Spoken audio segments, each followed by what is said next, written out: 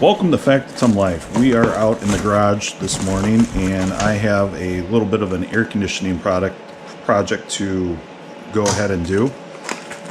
What we have going on is we have multiple things. We had a refrigerant leak that completely emptied out the AC over the course of winter. And in my routine for inspection, what I found was possibly a leak from the rear evaporator area.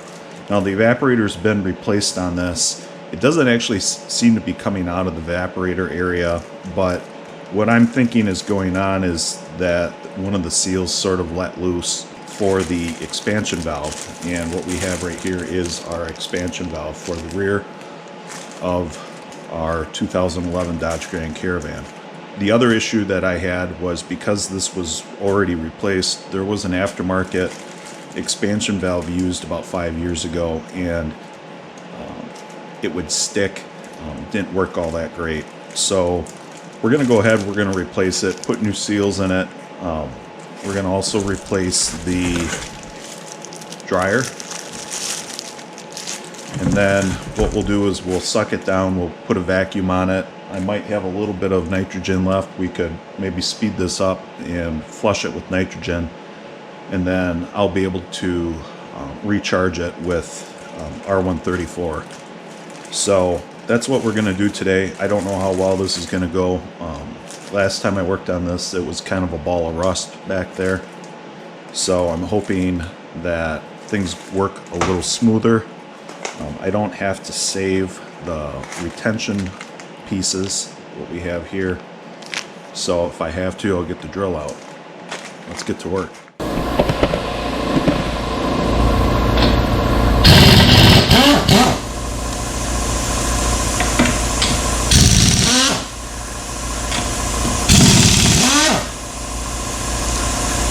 Okay, so this is what we're looking at. What we're going to do is we're going to clean up the sand and the dirt a little better. Make sure we don't introduce any foreign debris into our air conditioning system. And then we're going to start working to remove it.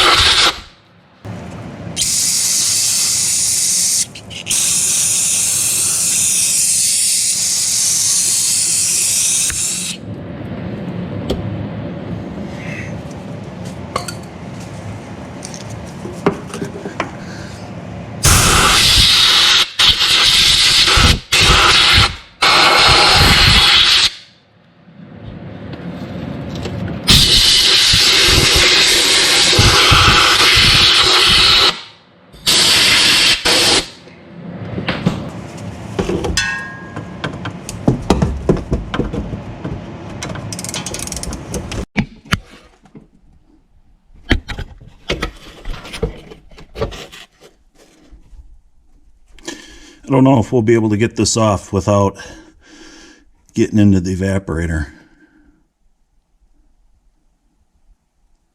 Okay, what we're doing here is I removed the liquid line, and we're going to tape this up to try to prevent introducing crud into our system. All right, we're going to try to get this off. It's still in the vehicle. I'm really not all that confident that this is going to occur. We're probably going to have to put an evaporator in it again because we can't access it, but we might as well try.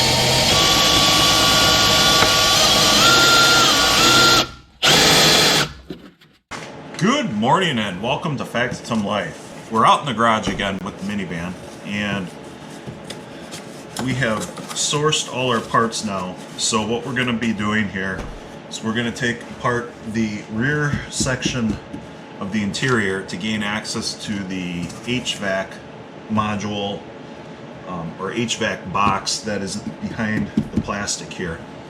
And we're going to be replacing the evaporator, which is right here, and we're going to put in a new expansion valve. We're going to put a new filter dryer up front, and we got a seal, and I've got a new blend door piece here. And the only reason why I know I'm going to need this is because 5 years ago when I replaced this, I found that this was cracked, and I ended up gluing it together, and it still works, but since I have to go back in there, I'm going to replace it. So that's what we're going to do today, and we're replacing this all because the expansion valve has splash from the roadway up to it. There isn't a shield around it. Unfortunately, I never got around to putting a shield in, so it ended up corroding to the point where it all leaked out. So we're going to put it all back together. Even though I don't anticipate owning this van for another 5 years, I'm going to put a shield on it anyways, just because you never know.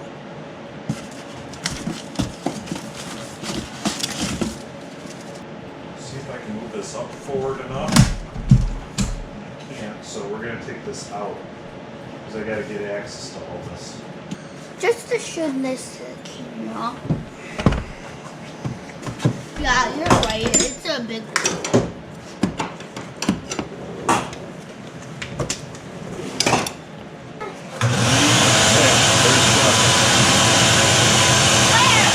Vacuum it right in there.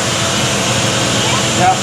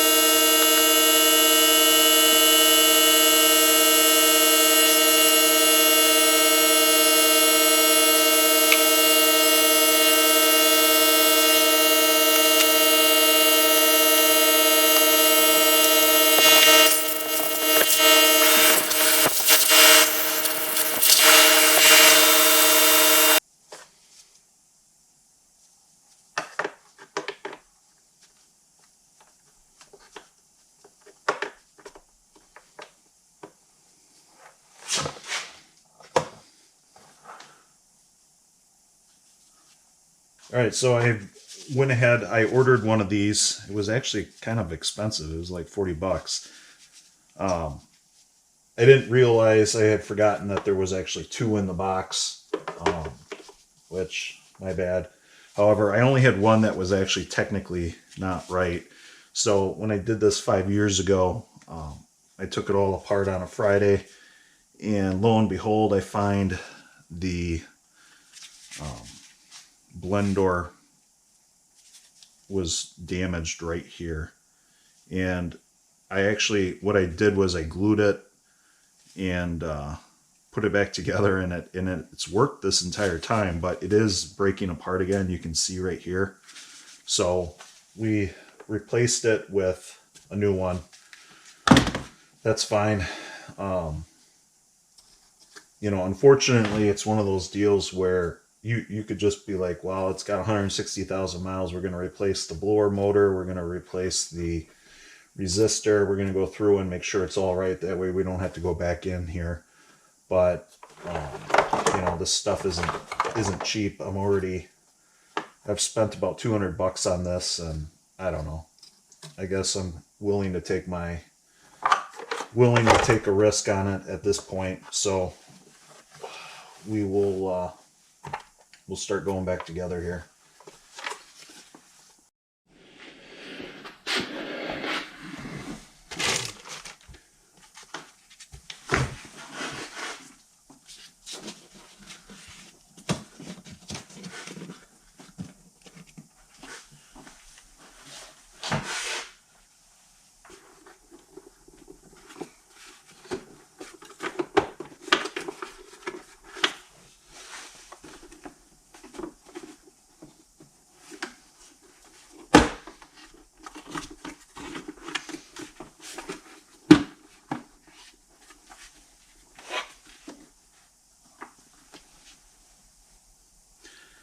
Okay, one of the most important things you want to do when you're putting this back together is you want to ensure that your flaps are going into place. And I can tell you this one right here, I had to kind of get in and be able to see that this one's not aligned either. So we want to make sure we get that aligned.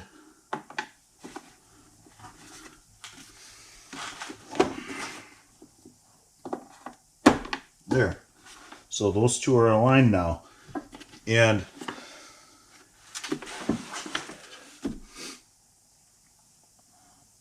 I'll tell you a real quick story. When I was in high school, I was with a apprenticeship program where I worked in a Chrysler dealership for a number of days.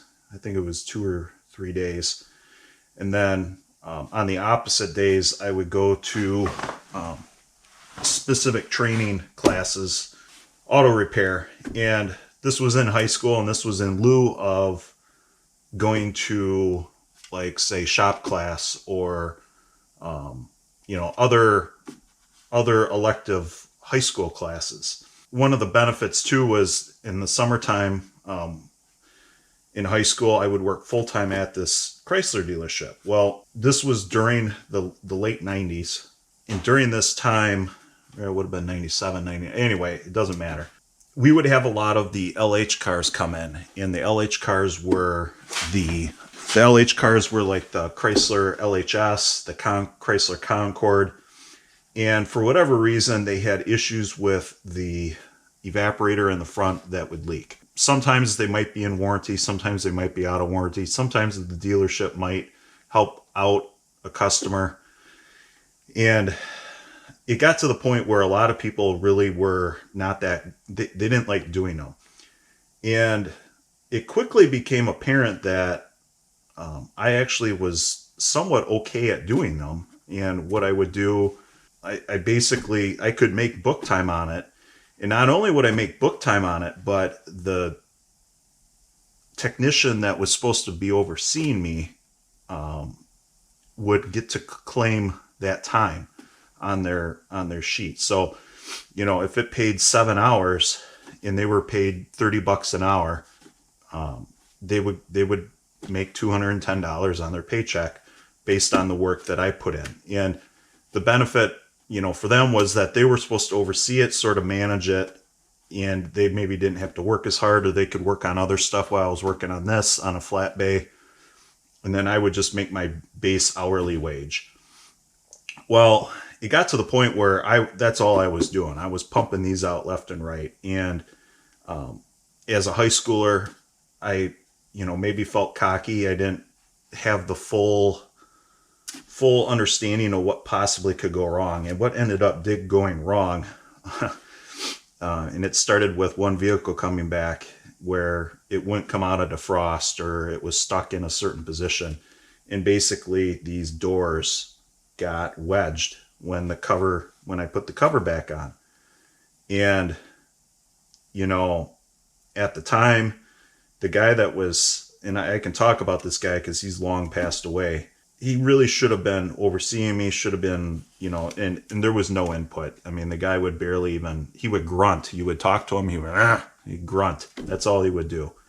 So I had to figure out what to do with this, and I did the best that I could, but it was a lesson learned because obviously the irony is that they didn't want me doing anymore after that. And the irony, I guess, is that you learn from your mistakes. You know, you can try to download as much information from somebody as possible, but the reality is, you know, you think through the steps, and you maybe will think forward ahead of the steps and try to really see where the potential problems are and put it back together and get it out the door. And, you know, the reality is that doesn't always work in your favor. And sometimes, you know, there's mistakes or there's issues that will crop up that you may never have anticipated, and you learn from them. And then going forward, you generally don't make those mistakes again. And so I didn't get to do any more evaporators, which was fine with me because it was in a shop that was 90 degrees. It was always in the summer. It was 90 degrees. It was hot. It was humid. You're crawling around the floor. You're trying not to get the leather and headliners dirty and that sort of thing. It was crap work. But that's always kind of gone forward when I put these together. I always make sure you get these flaps working. And you know, unfortunately for the technician that should have been overseeing me, he ended up having, I think, 3 of these come back where the flaps were out of place, and he had to take them all back apart, and he had to fix them. And of course, you know, I felt bad. No one wants to screw up, but that's what happens. We got these in place now, and it looks like the flaps are where they need to be. This one is too. So we can start putting our pieces back together.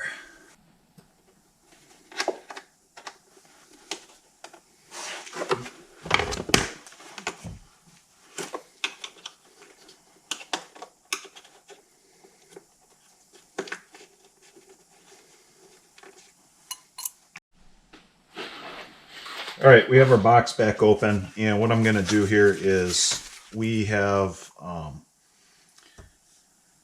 we're going to put some Armaflex right over the side here, sort of like right there. I'm going to do both sides, and hopefully we don't cause too much issues doing that. So I have to be careful with sometimes with this aftermarket products. They're just enough where they technically work, but they'll introduce a new problem. And in this case, I'm quite sure that I would have had a rattle, and I don't want a rattle. Now, I think it should be tight enough. I don't necessarily want to put anything on the end because I also, the challenge here with putting in Armaflex is it going to just hold moisture, and then, you know, it collects and gets stinky, and so I'm going to take my chance on that.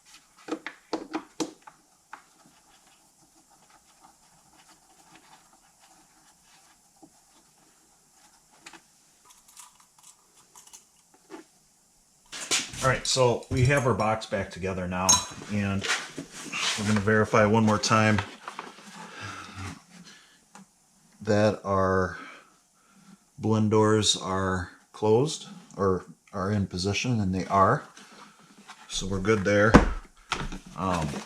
We don't have this rattling as much, so I think we're set. I'm happy with that. And what we're going to do now is we got a seal kit that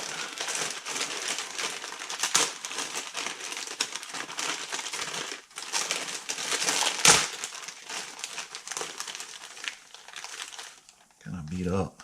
It's not very helpful. But anyway, what we're going to do here is we're going to put this in. Hey, Yeah. found out where they are. What? Huh? All right, so we got our seal, our new seal, our body to heater box seal. And what we're going to do here is we're going to install this seal. I think this, I don't know what this seal is for. This? Okay, what I like to do with, what I did was I bought a seal kit, air conditioning seal kit, and that way I'm not bothering going and identifying each individual seal that I'm potentially going to replace. I just buy a generic seal kit and then I match it up when I'm done.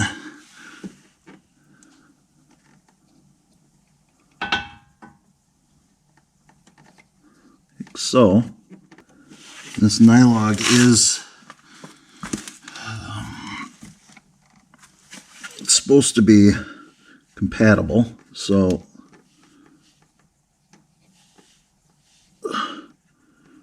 hopefully don't have too many worries with that. All right, we're going to tighten that up here in a minute, but in the meantime, we need to get this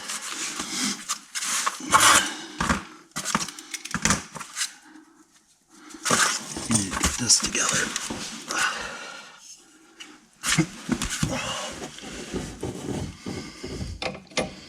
Okay.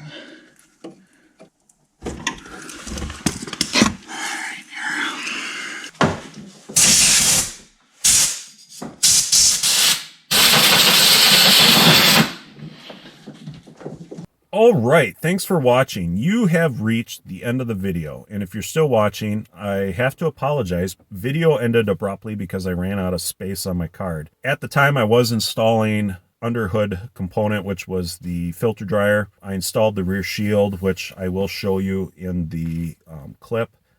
But everything turned out well. The air conditioning works nicely, and hopefully this is the last air conditioning project I'll do for a while on this car, or ever. But thanks for watching. If you haven't already done so, please consider subscribing to the channel.